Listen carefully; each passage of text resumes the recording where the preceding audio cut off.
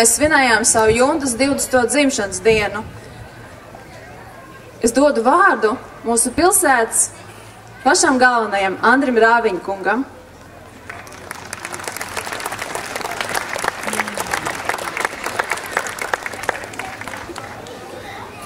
Labdien, cienījamie vecāki! Labdien, pasākumu dalībnieki!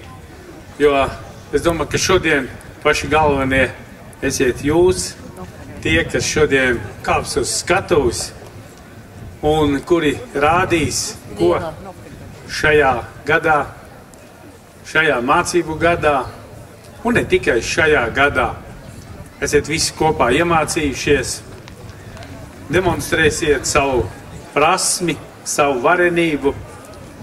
Otri noteikti paši galvenie ir vecmāmiņas, vectētiņi un māmiņas un tēti, kas ar sirdi un dvēseli jutīs līdzi, kur visu šo gadu, ne tikai šo gadu, ir sekojuši līdzi tam veiksmēm un varbūt arī mazām neveiksmēm, jo tās arī, protams, dzīvē kā vienmēr ir.